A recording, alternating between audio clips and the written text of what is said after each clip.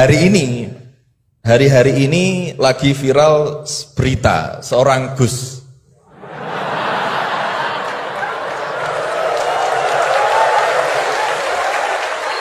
Mohon izin. Yang mungkin berceramah dengan kalimat yang kurang baik, mungkin diniatkan guyon tapi malah melukai hati orang lain. Tapi Masya Allah Gus Baha guyon tapi tidak pernah melukai hati orang lain.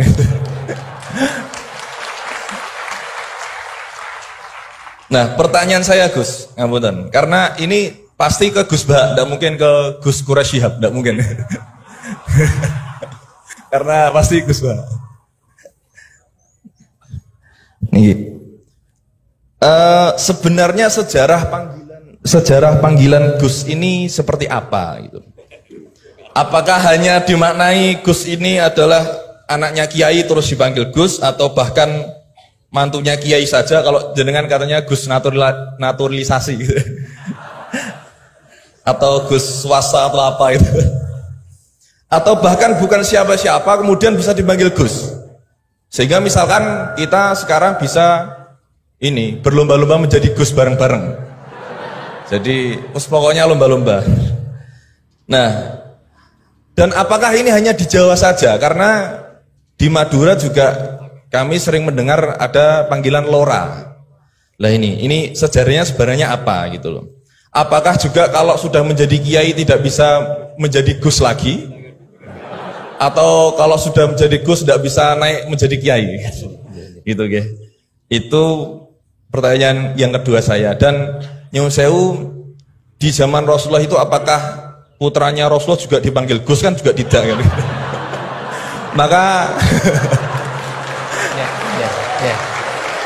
Maka kalau Gus ini tidak ada di zaman Rasulullah, berarti semua Gus ini bid'ah gitu loh. Karena Gus tidak ada di zaman Rasulullah. Ngaten nggih. Nggih, jadi intinya sejarahnya dan standarisasi Gus itu apa yang orisinil gitu. Yang kalau misalkan di dunia, di Indonesia ini yang Gus orisinil hanya jenengan, berarti semuanya palsuan gitu. Lah ini tentu bisa dijelaskan Gus. Ngapunten, matur suwun sangat. Wassalamualaikum warahmatullahi wabarakatuh. Waalaikumsalam warahmatullahi wabarakatuh. Baik, terima kasih Gus Maulana. Selanjutnya saya mungkin yang laki dulu ya, laki-laki nanti baru pindah ke sini. Silakan yang pojok ya. Assalamualaikum warahmatullahi wabarakatuh. Waalaikumsalam warahmatullahi. Terima kasih Pak Rektor atas kesempatannya. Yang saya hormati Gus Baha, Prof. Quraisy. Saya Jamaluddin Ghafur dari Fakultas Hukum UI. Ingin bertanya ke Prof. Quraisy dan Gus Baha. Saya sering mendengar salah satu isi pengajian dari Gus Baha itu bahwa fatwa dalam hukum sosial itu tidak pernah jelas begitu. Artinya ulama pasti akan berbeda. Nah, kami kebetulan di Fakultas Hukum, Gus, seringkali ditanya orang juga gitu soal bagaimana hukum sesuatu. Dan dalam konteks hukum memang teorinya dan pendapatnya juga beragam gitu ya. Nah, kadangkala permintaan pendapat itu tidak hanya sekedar untuk diskusi, tapi bahkan sampai menentukan nasib orang gitu. Ini dihukum atau tidak. Nah, sehingga mohon penjelasan dari Gus Baha dan Prof. Quraisy kira-kira bagaimana panduan dalam Islam di tengah keragaman pendapat fatwa itu dalam kita memberikan pendapat atau keterangan-keterangan tentang hukum-hukum tertentu yang memang secara ilmu itu sangat beragam. Terima kasih. Assalamualaikum warahmatullahi wabarakatuh. Waalaikumsalam warahmatullahi wabarakatuh. Mohon izin Gus Baha dan Quraisy, ini 4 atau 2 dulu aja ya. Nanti baru kita lanjutkan biar nggak lupa ya. Ya, yang pertama Gus Baha, ini dari Gus Maulana tadi. Ini pertanyaannya, kan banyak yang tidak jebolan pesantren tapi pengen dekat sama Allah, boleh nggak baca terjemahan kira-kira gitu. Yang kedua tadi standar Gus yang orisinal, yang orisinal ya. Kemudian yang kedua dari Ini Gus Gofur.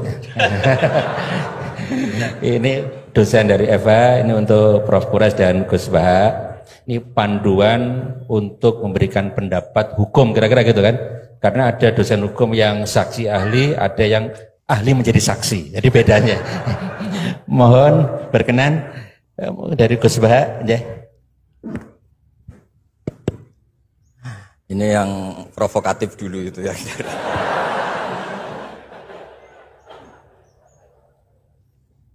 Semoga diampuni oleh Allah Ta'ala. Begini, satu itu saya tidak medsosan, tapi ya dengar-dengar laporan macam-macam lah tentang sekian pihak itu. Begini, saya cerita ini biar sampean tahu bahwa Pak Rektor ngundang saya ini tidak salah. Kan? Memang benar-benar pemateri yang baik. Ya kalau kata Nabi Yusuf kan ini hafizun alim, orang harus zikru manaki binafsi, orang boleh cerita kelebihannya asal itu faktual. Begini, suatu saat, ini cerita di kitab Ihya, suatu saat Nabi Musa itu sholat istisqa. Itu doa apa saja itu sudah dipakai. Enggak mandi, Nabi Musa enggak mandi, tetap enggak mandi. Kata Allah, inna fihim namaman, di komunitas Anda yang ikut sholat itu ada yang tukang adu-adu, namam, provokator. Maka kamu doa kayak apa tetap enggak akan saya ijabahi. Nabi Musa, ya gampang Gusti, tunjukkan orang itu siapa, nanti saya usir dari majelis.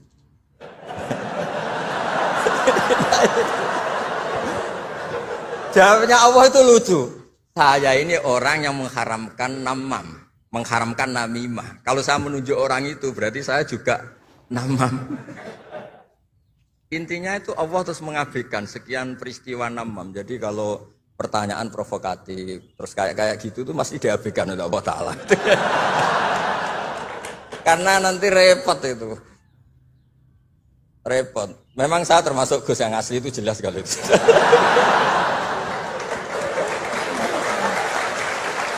Itu, nah ini Pak Fathul Laki tahu betul keluarga saya karena beliau orang Jepara ngajinya di. Ya, terus masalah fatwa tadi, fatwa sosial itu atau memahami pakai terjemah begini seperti yang dikatakan Pak Quraisy. Ada pegangan yang umum kayak sidik, amanat, tabligh, fatwa. Itu memang lewat terjemah enggak apa-apa. Tapi ada terjemah yang enggak mengganti bahasa Arab. Misalnya kata sembahyang, mungkin perasaannya orang Bali sembahyang itu apa, perasaan kita sembahyang itu apa, itu kan subjektif. Misalnya begini, ada ayat yang agak sensitif. Ketika Anda salah paham dengan istri itu wadribuhun, fahjuruhunna fil madoji wadribuhun. Itu kan riskan betul. Maka pukullah istri kamu. Pukul itu kan konotasinya itu buruk. Tapi di semua tareh, saya bilang tidak sebagian, di semua tareh itu disebut dorban ghairu mubarrihin, mukul yang tidak melukai. Jadi orang Arab itu punya adat. Kalau kecewa itu dorobu bin ni'al wasau. Jadi mukul itu pakai kain, pakai kacu, pakai. Nah, di Jawa kata mukul itu ya mesti kekerasan itu. Nah, yang jenis ini itu riskan kalau dari bahasa Arab pindah ke Jawa. Jadi ada yang riskan, ada enggak. Nah, sebab itu saya sering bilang, saya ini kan belajar tafsir insya Allah lah, khatam. Cuma saya tidak suka nulis, karena sudah ada yang nulis. Karena saya nulis tentu saja dianggap top Pak Quraisy, jadi tidak usah nulis lah, sudah ada. Begini, yang penting saya menghormati beliau karena nulis khatam. Pentingnya nulis itu memang khatam, mulai awal A sampai Z. Pentingnya khatam itu apa? Di situ ada dialog. Ada dialog Allah sama nabinya, sama kekasihnya, bahkan sama musuhnya. Misalnya sama musuhnya. Itu Nabi Musa masih dibilangi sama Allah, faqula lahu qawlan layyinan. Ini penting saya utarakan. Nah, suatu saat Harun Ar-Rasyid ini didatangi ustadz, mungkin ustadz yang amatir lah, masih latihan ustadz, jadi masih ekstrim gitu. Ya Amirul Mukminin, ini nasihun lak, famusyaddidun alaika, fala tajidanna fi nafsika aliyya syai'an. Ya sampai latihan bahasa Arab nanti Pak Rektor. Bukan Anda, Gus naturalisasi tadi Anda. Saya akan memberi nasihat engkau. Kemudian cara nasihat saya itu musyaddid, ekstrim. Maka jangan kamu anggap serius. Maksudnya jangan penjarakan saya ketika saya nasihat ke kamu ini kasar. Jawabnya Harun Ar-Rasyid itu langsung bilang gini. Bilang ya jahil, ini karena Arab. Orang Arab itu kalau ngomong jahil itu tidak sekasar yang kamu bayangkan. Karena makanya bahasa Arab itu susah. Saya itu ini cerita ke Pak Quraisy, ini curhat, bukan cerita mufti curhat.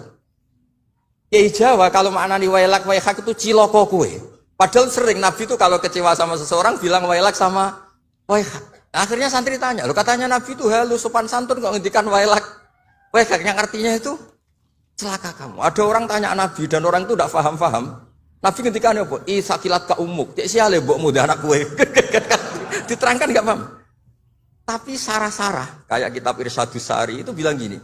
Kalimatu tarohumin wa talatufin. Ini kalimat yang orang Arab tuh merasa dekat sehingga bilang wailak waihak. Tapi Kiai Jawa tetap saja maknani ciloko. Masalahnya di konteks itu yang dawuh itu Kanjeng. Nah, saya ngendikan ini orang Solo ini kan gak apa-apa. Kayak bakat gitu aja terus orang gitu. Nah, yang seperti ini nggak bisa dipindah ke terjemah.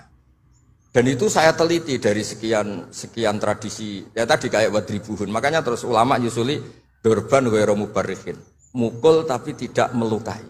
Karena orang Arab itu biasa kecewa mukul pakai peci. Tapi kalau orang Jawa nggak bayang mukul. Kedua misalnya contoh mahar. Orang Arab kalau masih mahar itu banyak. Karena jumlah mahar banyak, kemudian setelah suami istri hubungan intim, setelah dicerai itu kadang kepikiran ngambil karena maharnya misalnya alpat 1 miliar gedung. Sehingga harus ada pelarangan mengambil ulang mahar. Wa in aradtum istibdala zawji makana zawji wa ataitum ihdahunna qintaran fala ta'khudhu minhu syai'a. Atakhudunahu buhtana wa itsmam mubina. Terus wa kaifa ta'khuduna? Mahar yang sudah kamu kasihkan jangan kamu tarik lagi. Wong kamu sudah hubungan suami istri kok maharnya ditarik lagi. Jangan. Kenapa ada kata jangan ambil lagi? Karena maharnya itu alpat, gedung, uang 1 miliar. Dulu Pak Rektor ketika nikah itu seperangkat alat sholat, gak dilarang juga gak akan diambil itu. Artinya gini, gak mungkin andikan Quran turun di Indonesia ada kata fala ta'khudhu minhu syai'a. 100.000 seperangkat alat. Saya jadi kiai itu sampai bosan karena tiap nikahkan tuh maharnya seperangkat alat. Itu kalau sudah nikah 10 tahun bentuknya sudah kayak apa ya? Itu nggak usah Allah repot-repot bilang jangan ambil lagi, jangan ambil lagi. Nah, itu kondisi yang antara kita dan tradisi Arab itu beda. Dan saya belajar tafsir sampai segitunya, makanya nggak salah lah kalau saya diundang itu nggak salah. Maksud saya yang naturalisasi tadi ya tidak usah diundang gitu maksudnya. Kalau nggak memenuhi kualifikasi tafsir loh ya. Ya karena kalau nggak memenuhi kualifikasi apa tafsir. Tapi jangan terus ngundang saya terus, nggak mau juga saya. Nah tadi yang pertanyaannya Pak dosen Pak Ghafur tadi. Nanti Pak Quraisy nambahin. Hukum sosial itu memang nggak pernah mengikat di semua sisi ya, karena memang patokannya itu begini. Saya ambilkan contoh di Quran ya, karena ini memang tema tafsir. Di hal-hal sosial itu kekasihnya Allah pun didhawuhi Allah begini. Wa in adri la'allahu fitnatul lakum wa mata'un wil akhir. Wa ma adri ma yuf'alu bi wala bikum. Jadi Nabi misalnya mau perang, misalnya perang apa ini, Allah terus bilang, Muhammad kamu tenang saja, pasti menang. Enggak. Karena kalau dibilang begitu nanti kendilnya Nabi atau keberanian Nabi dikira karena ada jaminan, tetap. Sehingga nyuwun sewu Nabi juga pernah mengalami perang menang di Badar, pernah mengalami kalah di Uhud. Jadi di bab-bab sosial itu memang Allah membiarkan hukum sosial yang berjalan. Sampai Ibnu Khaldun ngendikan begini, saya masih ingat betul dan itu saya pegang. Nabi sebagai Nabi itu kena aturan hukum sosial. Meskipun beliau punya mukjizat kayak apa, ketemu orang harus santun, ketemu anak kecil harus sayang, ketemu orang sepuh harus hormat. Andaikan Nabi bisa terbang ke langit sekalipun, Mi'raj, tapi ketemu anak kecil nampar, ketemu orang sepuh ngeludahi, tetap gak diterima oleh publik. Walau kunta faddan ghalidhal qalbi lan faddu min khawlik. Betapa pentingnya tata krama sosial. Kata Ibnu Khaldun, hadza Rasulullah man uyyida bil kauni kulli. Ini Rasulullah, orang yang di backup sekian alam raya. Tapi sekali melanggar tata krama sosial, tetap lan faddu min khawlik. Orang akan bubar. Sampai ngegoskan saya, sekarang tak pisoi. Wah Gus apa Gus kok mison, mesti langsung gitu. Ya coba misalnya sekarang, nyon sewu, saya ngeludahi Pak Rektor, langsung dipecat ya. Artinya tatanan sosial, meskipun saya keramat. Makanya kata Ibnu Khaldun, hadza Rasulullah man uyyida bil kauni kulli law syaa. Ini Rasulullah orang yang bisa mengendalikan alam raya karena kekasih Allah. Itu saja kena aturan walau kunta faddan ghalidhal qalbi lan faddu min khawlik. Kalau engkau salah tatanan sosial Muhammad, orang akan bubar. Nah maksudnya gini Pak dosen, kalau tekanan sosial gini, saya pernah ditanya oleh dekan Fakultas Kedokteran. Pas ada diskusi dengan ya tadi orang-orang medis, misalnya begini, itu misalnya nyun sewu, tapi gak usah dijiwai, gak usah kamu, udah dilupakan saja gak apa. Menyembuhkan orang koma itu baik apa tidak baik. Tapi misalnya orang ini kalau sembuh pasti bunuh lagi, pasti merkosa lagi. Terus kita gimana?